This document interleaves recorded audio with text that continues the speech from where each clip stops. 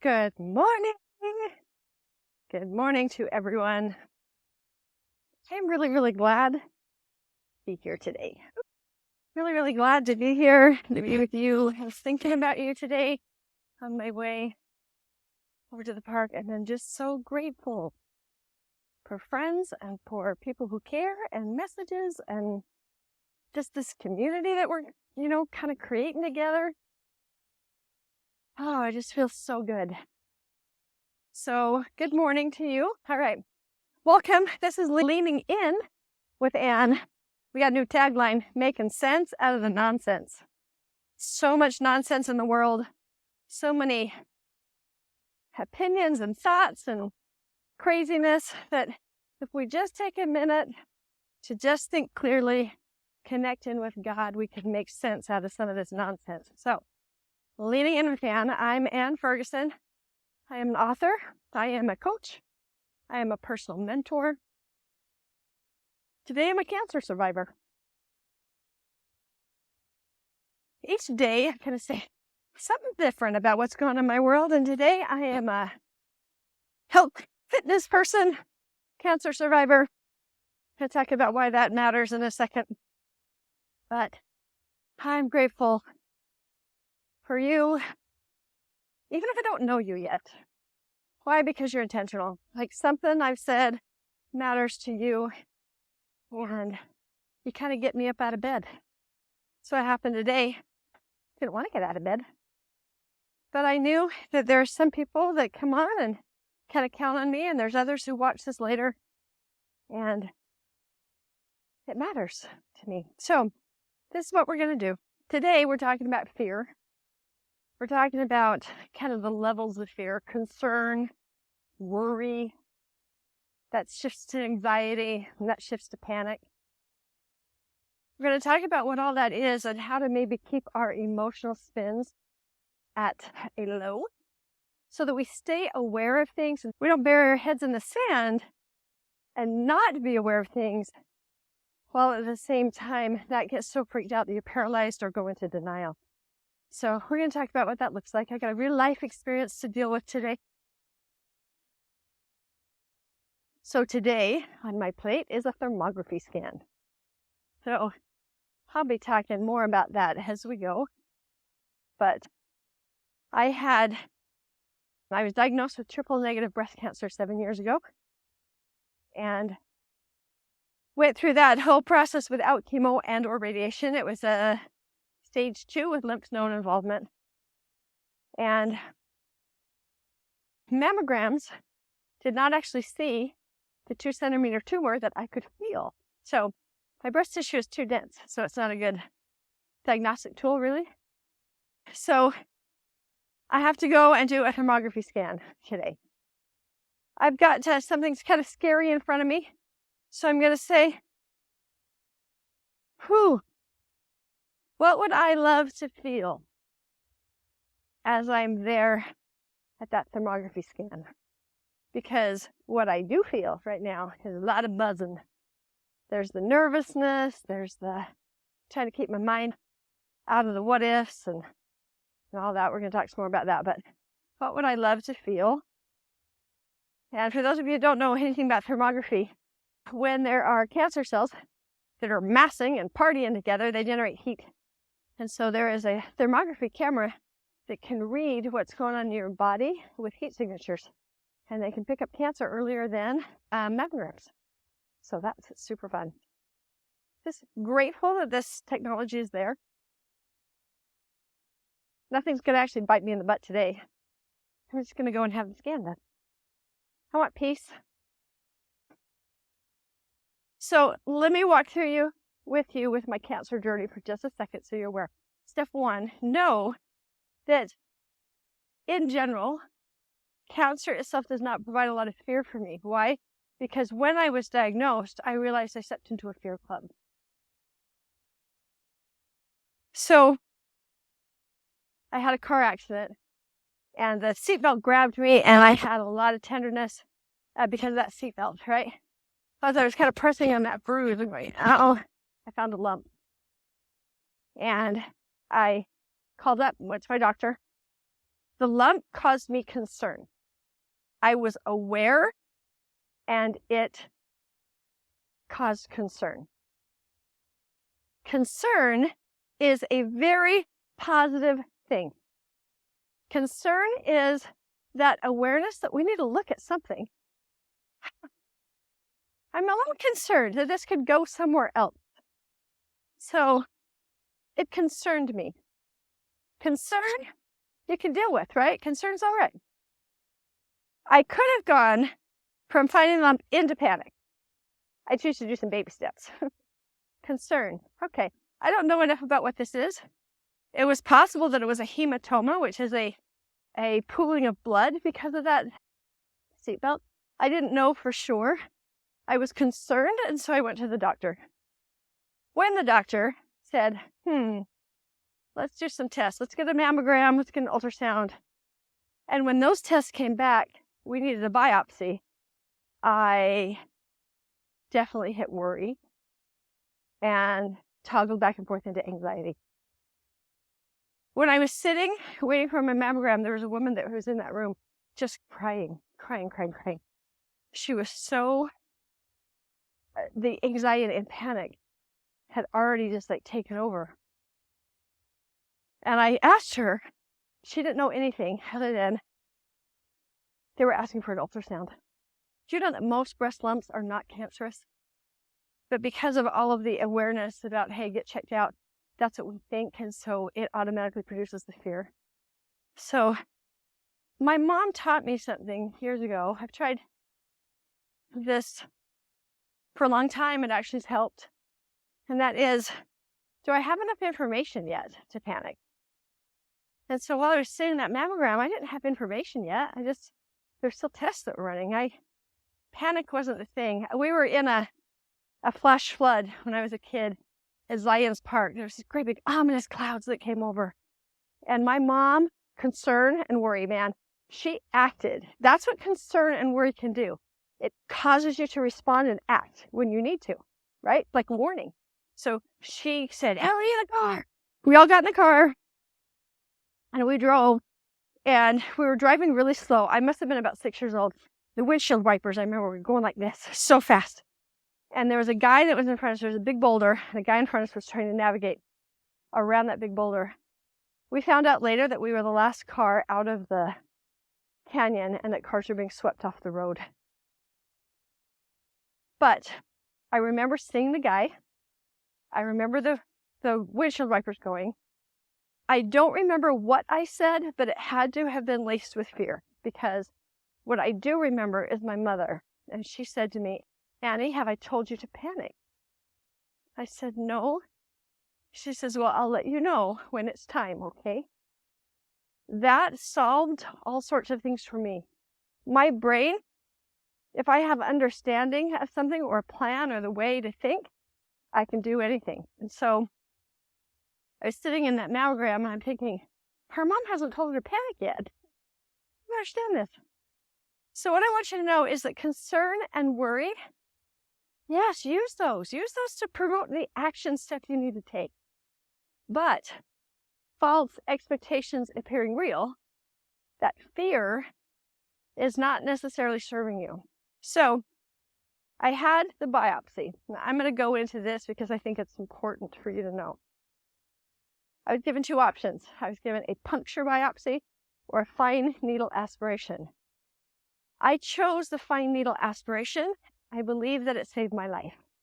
So fine needle aspiration is where they just take some cells and they can test those cells to see if they're cancerous. That's different than the puncture biopsy. The puncture biopsy is where they actually take tissue and then they can do a whole pathology on the tissue. The reason why that mattered is because the protocols right now are, once they get the pathology and they know like what's causing the cancer or whatever, the next step is chemotherapy. Because they didn't have the pathology, they couldn't test all of the tissues to know more. They had to take out the tumor before chemotherapy.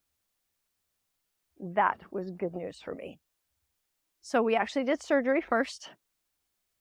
And how this all went down, Hope, looking up, heaven's opportunities, providing everything.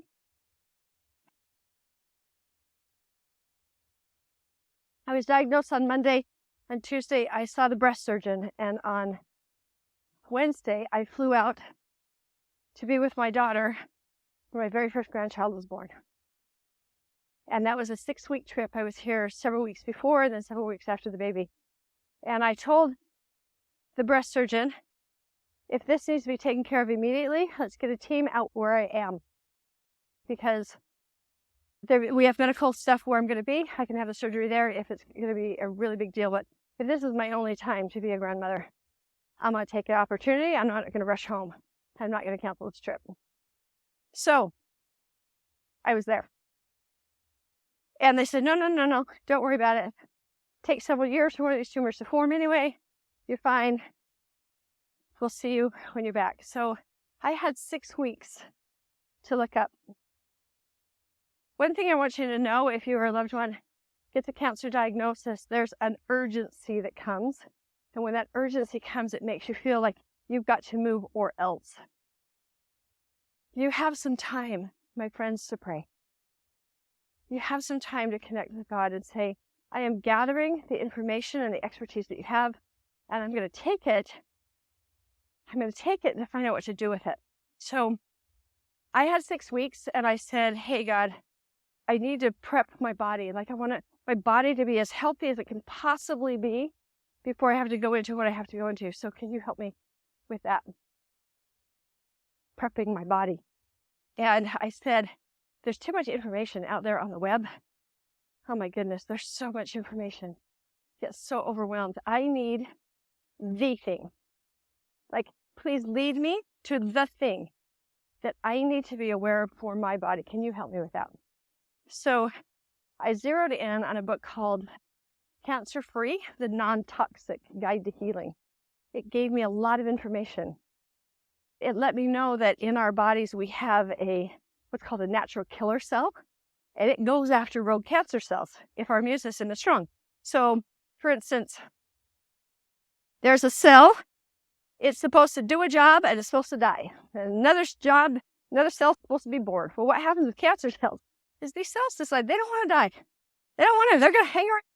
And when they find other cells that don't want to die too, they have a party. That's called a tumor. They all party together. And there is something in your immune system called a natural killer cell that goes after that and takes those suckers out. So when your immune system is strong, that happens. You all have cancer in your body at all times. Did you know that? I found that out. I kept my mind open to what next. I kept myself in curiosity. I had gone from concern to worry, a little bit of anxiety, got a plan. We had the surgery scheduled, and now I could continue to dive in the horribleness of the fact that just as my grandchild was coming, I was going to die.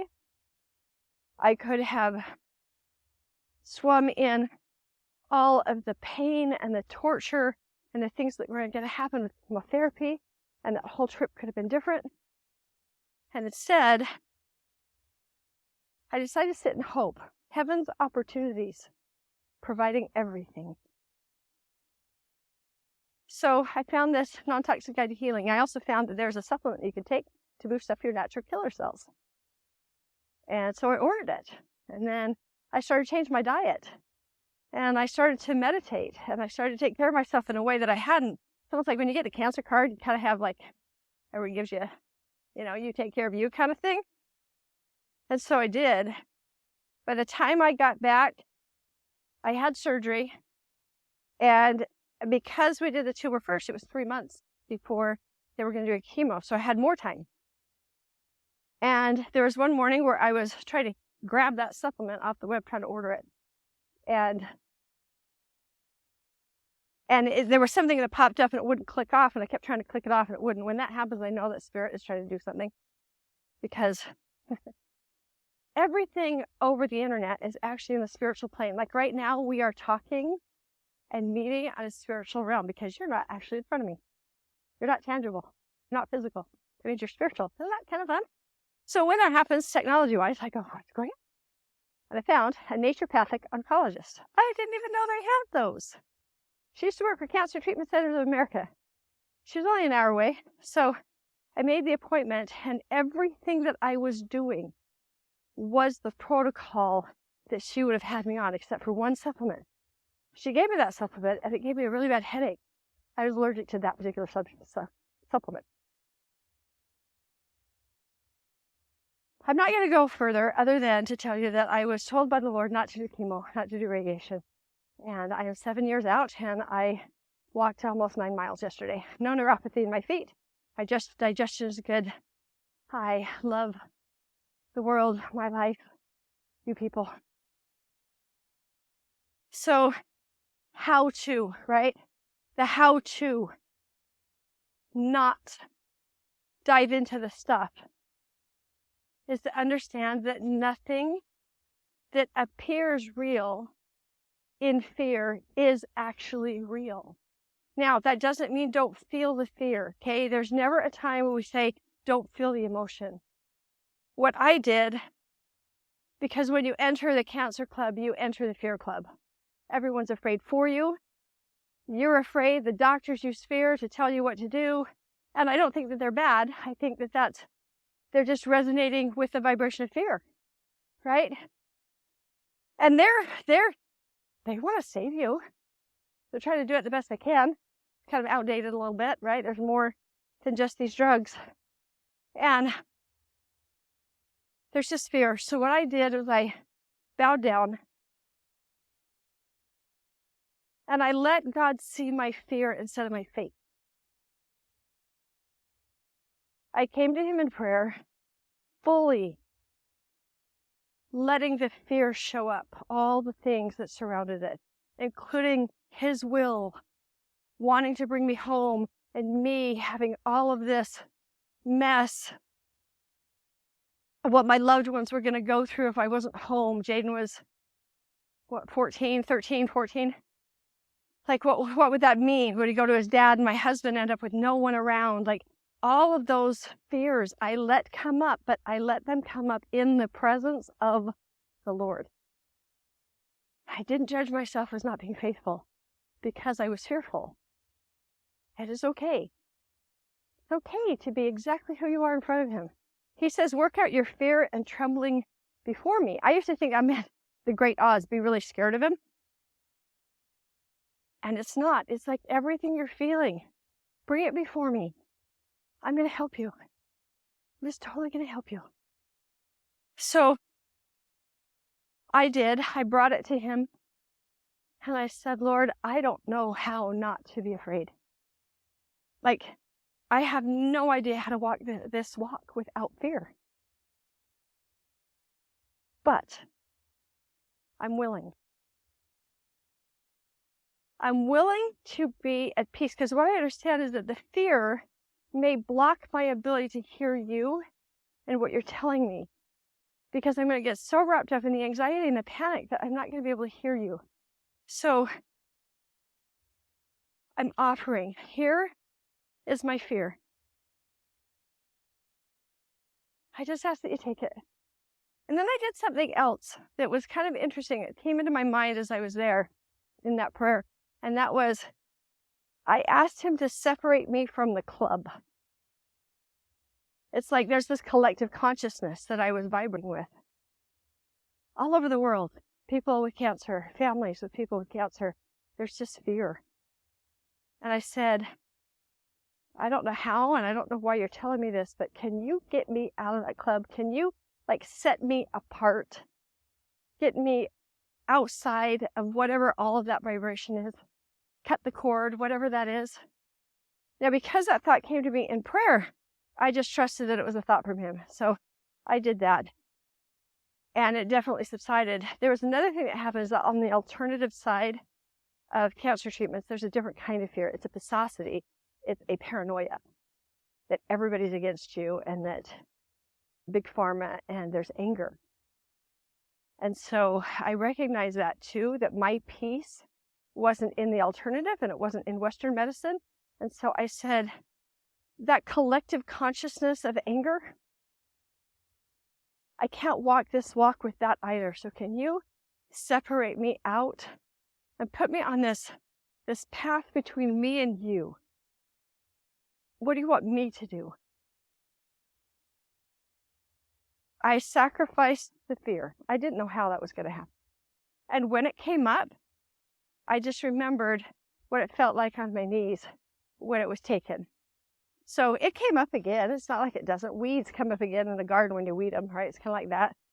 But every time I just kind of went, nope, nope, nope. I've got a clear path. He's going to tell me the new supplement. Sometimes the fear came up because I needed to look again to find out if I was doing still the same things or was keeping to the protocols that I needed to keep to.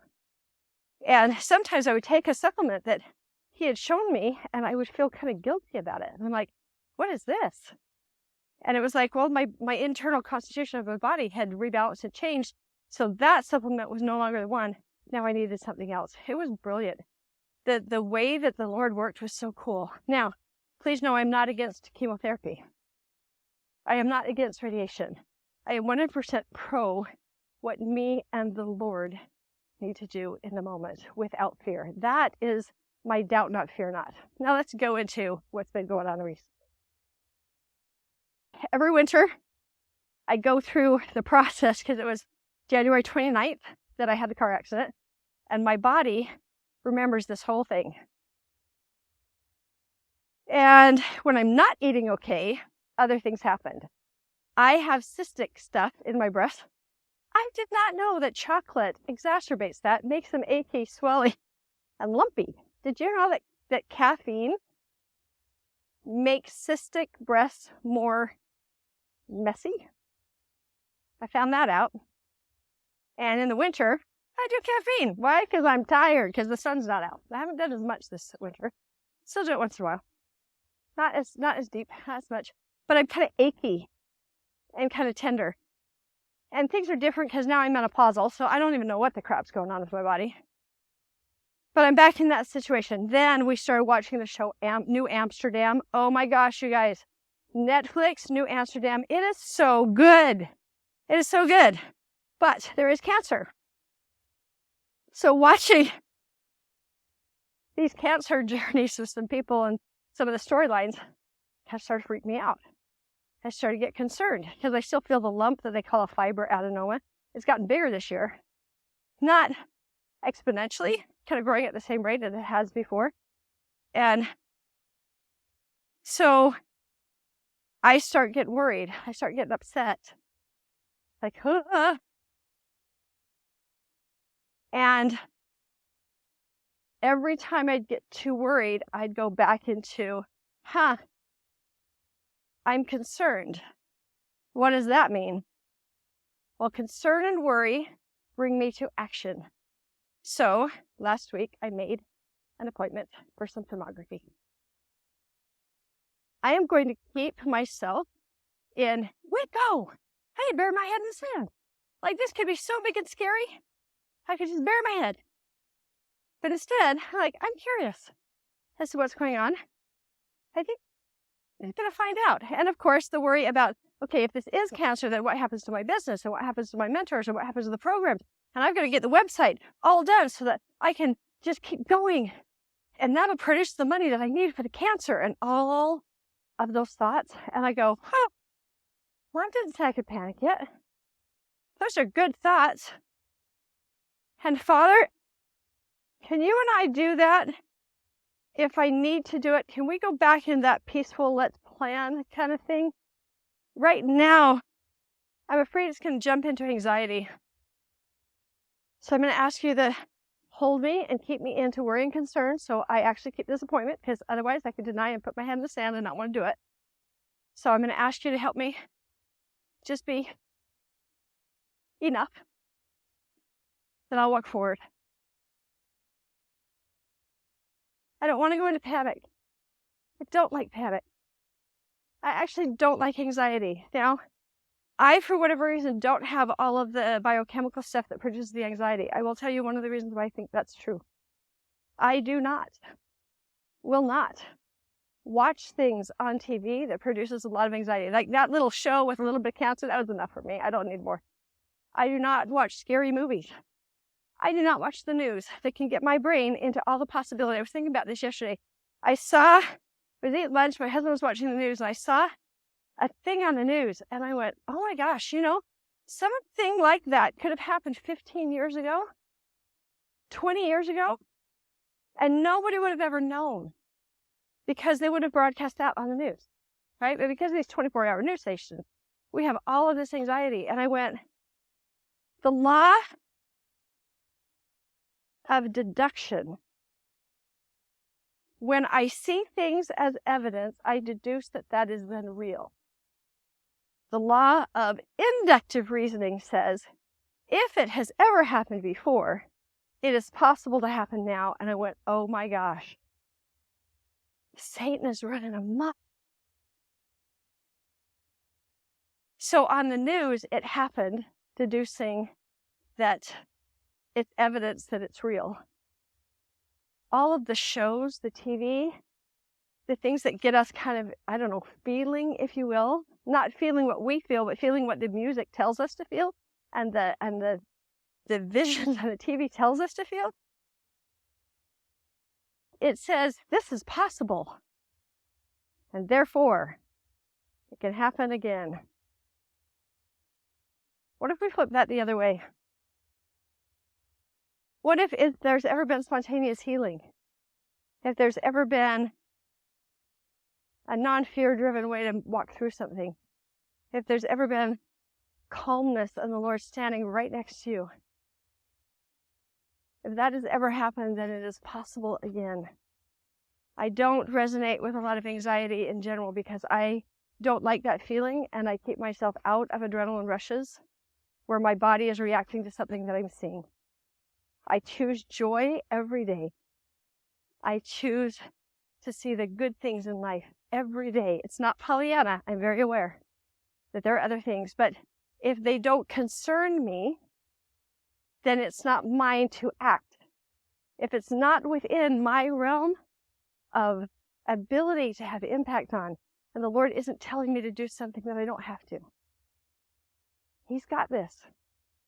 We can feel, we can say prayers, we can express our compassion towards other people that may be suffering. I have a very good friend right now who found out that she's got cancer. So it's in my mind. I'm so glad that I have walked my walk so that I could say, hey, I know some things I would love to share with you. And she said, please, I would love to know. Here's the last thing that I'm going to tell you about this. When you stay calm and you let the Lord take your fear and you say, I want to hear you, I want to know in my heart what you sound like to me, then things can happen. If this little lump decides to be cancerous, I have got a plan. There is a company out in Greece where they take a blood sample, you overnight it to them, they centrifuge it out and pull out all of the free circulating tumor cells, and then they test those cells against every known treatment, every known chemo treatment, every known alternative treatment, and they can say 95% of the time, this cocktail of things is going to take out your cancer cells directly. I don't have to be a test subject. My body doesn't have to be poisoned until they find the right thing. But by then, my immune system is depleted and I don't have any natural killer cells anymore to help out. I'm not doing it that way. If this ends up being a thing, I will go and I will have that test done and it'll centrifuge out. We'll find out exactly what I need. And I will check in with the Lord and say, is this how we're going to do this? And then I will do whatever He tells me to do with full trust that He's got me. And that my will is His will. Not necessarily my will that I know about, but He's got the will that He and I talked about before I even came into this earth. He knows everything. Isn't that cool? There's a different way to do cancer than it was even 30 years ago. It's just different. So I can stay curious. If this is what's going to happen, I don't know that. If you don't know, you don't know. I spent a year doing some protocols after my cancer diagnosis where I had to lay in my bed for about an hour every morning, letting some things happen. I dedicated that time and that space to God. There was a CD, some music that I listened to over and over and over. And it was just my time to meditate peacefully with my Father. And then I got some books, like I got Deseret Bookshelf, and I would listen to all sorts of things, and I couldn't read at that time. I just needed to lay down, But instead of wasting the time and feeling like my life has stopped, I got to feel so grateful that I had that time that I'd said before, I'm too busy to read scriptures to connect with God. I got to have that time with him. It was so beautiful. So I don't know if this has been helpful to you guys or not. It says, trust the Lord with all thine heart. The heart is the emotions. Give him what doesn't serve you and say, I don't even know how you're going to take this. I don't know how not to feel it. I just am willing. I'm just willing to sacrifice this life that I think I'm supposed to walk. I'm willing to sacrifice it for what you have for me. I feel like it's walking on water, I could be really, really upset and scared and I was going to sink. And instead, I stayed in curiosity and I walked above things that other people didn't. It was hard to watch. There were two women that had cancer right around the same time of diagnosis that I was aware of, and they were so afraid that if they didn't do everything that the doctors told them, it was going to go not well. Same cancer that I had, triple negative. Their tumors were smaller than mine, and neither one of them survived. And I'm just grateful that I got that moment to pause. Please, please, please, just know. Just know. There's a moment to pause. Pause, let him in. The chemotherapy doctor, because I did go to oncology to find out what they wanted to do. They wanted me on chemotherapy for 6 months. It was going to be a really, really horrible regimen. And the doctor said, because I wasn't really afraid, he wasn't used to that. And he told me I had 75% chance of walking away and 25% chance I was going to come back in 5 years. And he said that with a chemo, they could change that to 11% chance. And I went, 14% isn't quite enough for me. And he said, he got angry, frustrated. He says, are you, Ann Ferguson, are you just going to be able to walk off scot-free from this? And I said, well, God knows that. And then he got upset because he's not a God-fearing man. He says, yeah, only God knows, kind of mocking me. And I turned and I looked at that doctor square in the eyes and I said, look, only God knows. And you, sir, are not him. I appreciate your expertise and everything you know. All of these drugs that you have awareness about. And I don't doubt that you have done a lot, but God knows about me. And I choose to follow my God. I will take it to him and I will let you know what I do. And I walked out and I did not do chemotherapy. There's so much more to this story. Holy cow, there's so much more. But we are out of time. Friends, thank you so much for being here. Take some deep breaths. Know that God has you. If you would like some belief in this, knowing how to do what I do to regulate those emotions and have belief in a way that moves miracles, I invite you to train with me. Like, I don't have just kind of a fun little thing that might work for you. I have training that will help your belief become what you need it to be for yourself, for others, for your relationships, for the bumps in your life. So please, please, please join me. And that is it. I will see you all tomorrow. Okay, bye.